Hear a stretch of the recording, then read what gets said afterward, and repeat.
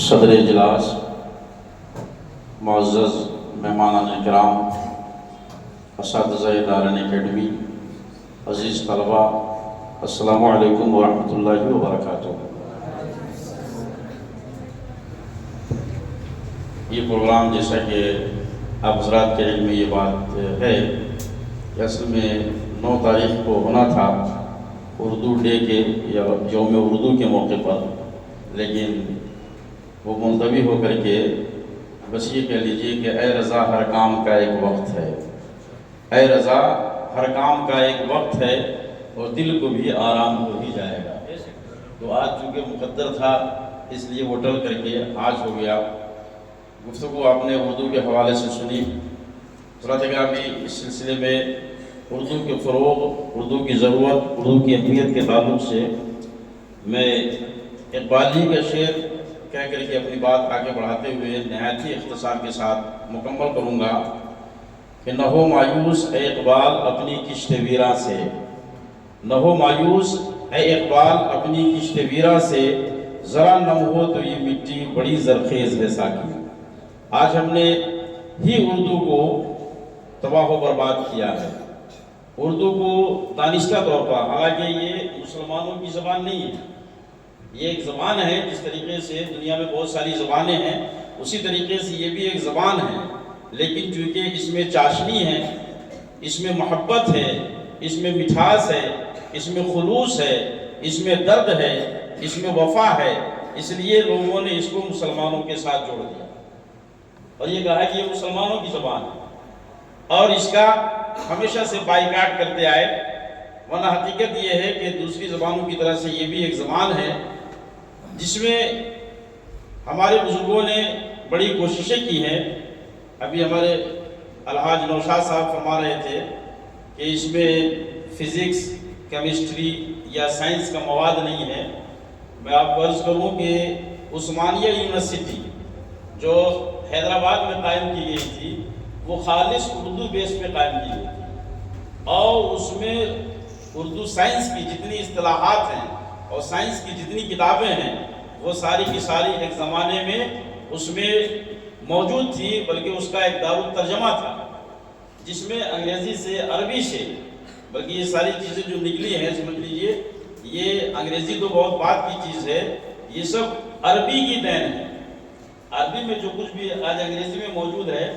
Science یا medical science جو ہے، یہ سب کیا ہے؟ یہ سب الحمدللہ یہ مسلمانوں کی دین ہے۔ یہ ایک تفصیلی گفتگو ہے اور تاریخی گفتگو ہے، مگر میں بتا دوں کہ ساری چیزیں موجود ہیں مگر ہم نے ہی اس سے پہلو تری اختیار کی، ہم نے ہی اردو کا گلا گھوٹا۔ ورنہ بھی آپ نے پچھلے سالوں میں رزلٹ دیکھا ہوگا تو ایک لڑکا مہاراشٹر کا، اس نے اردو میں مکمل اردو میڈیم سے UPSC کریک کیا۔ 2022 میں محمد برہان نامی اسٹوڈنٹ جو کلکتہ کے رہنے والے ہیں، انہوں نے اردو میں UPSC کریک کیا۔ آج بھی اردو کے ذریعے سے بھی ہم ہائر ایجوکیشن حاصل کر سکتے ہیں اور ہائر پوسٹ پر پہنچ سکتے ہیں، مگر رویہ یہ ہے کہ خود ہماری قوم نے اور ہم نے ہی اردو کا گلا گھوٹ دیا، جس پر جتنا بھی افسوس کیا جائے یہ کم ہے۔ ضرورت اس بات کی ہے کہ ہم اس کو از سر نو زندہ کریں اور اس کے لیے کوشش کریں۔ اگر ہم نے اس کو فراموش کر دیا تو یہ صرف اردو کی موت نہیں ہوگی بلکہ یہ پوری مسلم قوم کی موت ہوگی۔ زبان یہ قوم کی علامت ہے، زبان یہ قوم کی پہچان ہے۔ جب ہماری زبان ہی چھین لی جائے گی یا زبان ہی ختم ہو جائے گی تو پھر ہمارا وجود ختم ہو جائے گا۔ بہرحال اس پر تمام دانشوروں کو اور تمام قوم و ملت سے ہمدردی رکھنے والے حضرات کو سوچنے کی ضرورت ہے۔ دعا ہے کہ اللہ رب العزت ہمیں صدق دل سے اردو کے فروغ کے لیے کام کرنے کی توفیق عطا فرمائے۔ وہ تمام حضرات جو آج اس کردہ اور دور دراز علاقے میں، جو کپالی کا علاقہ ڈیملوپی جہاں ہم لوگ بیٹھے ہوئے ہیں، یہ شہر سے ایک طریقے سے دور دراز کا علاقہ ہے، یہاں پر جو حضرات تشریف لائے ہیں یقیناً اردو سے بے پناہ محبت کرنے والے ہیں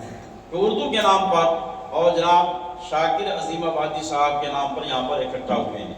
شاکر عظیم آبادی صاحب کی شخصیت جیسے کہ ابھی آپ نے سنا یہ محتاج تعارف نہیں ہے۔ بس ایک جملے میں عرض کر دوں یہ کہہ سکتے ہیں کہ جمشید پور کی اردو کی تاریخ شاکر عظیم آبادی کی خدمات کے تعارف اور اعتراف کے بغیر مکمل نہیں۔ 40 سال سے زیادہ انہوں نے اردو کی خدمت کی اور اس عمر میں بھی ابھی جوانوں سے کہیں زیادہ اس کے لیے تگ و دو کر رہے ہیں، محنت و مشقت کر رہے ہیں اور اس کے لیے کاوشیں کر رہے ہیں۔ یقیناً ان کا یہ حق ہے، جیسے کہ ہمارے ابھی ڈاکٹر افروز شکیل صاحب نے یہ کہا کہ ان کو جھارکھنڈ رتن دلوایا جائے اردو کے حوالے سے، یا ان کے نام سے کوئی جگہ قائم کی جائے، چونکہ اردو کے حوالے سے انہوں نے جو کام کیا ہے سرکاری سطح پر بھی ان کی پذیرائی ہونی چاہیے۔ یقیناً ہمارے مختار بھائی اور مرزا امین صاحب جیسے افراد اس کے لیے کوشش کریں گے تو یہ کوئی مشکل کام نہیں ہے، یقیناً یہ کام ہو جائے گا۔ بہرحال ہم جیسے لوگ جو کچھ بھی کر سکتے تھے، یقیناً ان کا قد اتنا بلند ہے اور خدمات ان کی اتنی وسیع ہے کہ اس کے آگے یہ ایوارڈ کوئی حیثیت نہیں رکھتا، مگر میں نے اسے منسوب کر دیا ہے اقبال کی طرف، تو اس نسبت کی بنیاد پر ہو سکتا ہے کہ ان کے لیے باعث قبول ہو جائے، اور یہ جو ایوارڈ آج کی اس تاریخ میں ڈاکٹر اقبال ایوارڈ علی جناب شاکر عظیم آبادی صاحب کو پیش کیا جا رہا ہے، میں کہوں گا گر قبول افتد زہی عز و شرف، اور ساتھ ہی ساتھ آج کے اس پروگرام میں ان کو اردو کے حوالے سے فخر صحافت کے تکریمی خطاب سے بھی سرفراز کیا جا رہا ہے، کیونکہ انہوں نے صحافی دنیا میں بہت ہی بڑا کام انجام دیا ہے اور یہ بہت ہی عظیم الشان ان کا کارنامہ ہے۔ حضرات گرامی، یہ دارین اکیڈمی اور اس کا تعارف ابھی آپ نے سماعت کیا، یہ جو کچھ بھی آپ دیکھ رہے ہیں یقیناً یہ ہمارے اساتذہ کی محنت ہے۔ الحمدللہ آج کی تاریخ میں 15 ٹیچنگ اسٹاف ہیں، پڑھانے والے 15 ہیں اور 5 نن ٹیچنگ اسٹاف میں ہیں۔ 20 آدمی کا عملہ شب و روز ان بچوں کی تعلیم و تربیت میں دن و رات مصروف ہے، اور جیسا کہ ہمارے شیر محمد صاحب جو الحمدللہ بہت اچھا تجربہ رکھتے ہیں، ڈاکٹری لائن سے یہ ریٹائر ہیں اور اردو کے حوالے سے بھی ان کو بڑا شغف ہے، یہ کہہ رہے تھے کہ 3 سال میں 5 سال میں بچے حافظ قرآن نہیں ہو پاتے ہیں۔ الحمدللہ دارین اکیڈمی مدارس کے نام میں ایک انفرادی نام ہے اور اس کی خدمات بھی الحمدللہ انفرادی ہے۔ یہاں 11 مہینے میں بچہ حافظ قرآن ہو چکا ہے، یہ صرف لفاظی اور زبانی جمع خرچ نہیں ہے بلکہ 11 مہینے میں حافظ قرآن ہو چکا ہے، اور اس میں بھی مزید حیرت کی بات یہ ہے کہ حافظ قرآن کے ساتھ ساتھ اسی 2 سال کے عرصے میں ان کو 8ویں کی تیاری کروا کر کے 8ویں جیک بورڈ کا ایگزام بھی دلوایا جا چکا ہے۔ اور اس طریقے سے 12 مہینے میں ایک طالب علم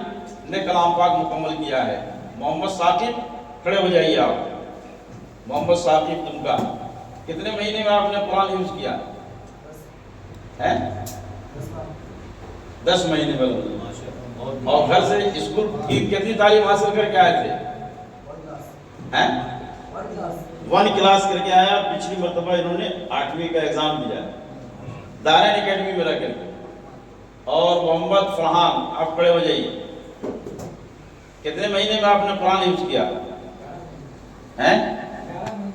11 مہینے میں، ماشاءاللہ۔ اور اسکول کی کتنی تعلیم حاصل کر کے آئے تھے؟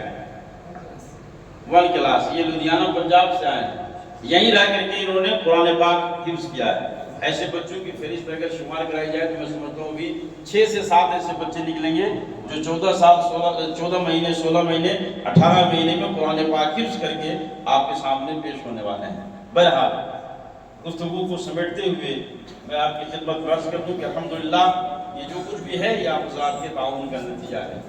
آپ بھی ماشاءاللہ اس کے معاونین میں ہیں، اور جتنے ہمارے یہاں پر بیٹھے ہوئے ہیں، ہمارے احسان بھائی ہیں، سرور صاحب ہیں، یہ سب اردو کی محبت میں، دارین اکیڈمی کی محبت میں اپنا وقت قربان کر کے یہاں پر آئے۔ ہم تمام حضرات کا شکریہ ادا کرتے ہیں، اور ایک بات آپ حضرات کے علم میں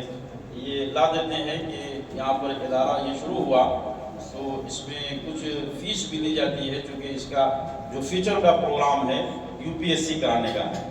میڈیکل کرانے کا ہے، تو اگر بچے کے گارجین شروع سے اس کے اہل نہیں ہوں گے تو پھر جو اس کا منصوبہ ہے اس کو وہ کامیاب نہیں ہو سکتے۔ اس لیے ہمارا پروگرام یہ ہے کہ کچھ ڈونیشن ہم ان کے پیرنٹس سے لیتے ہیں اور کچھ آپ حضرات سے لے کر کے ان کو آگے تک پہنچانے کا پروگرام کرتے ہیں. مگر اسی بیچ میں کچھ ایسی خواتین بھی ہمارے درمیان آئی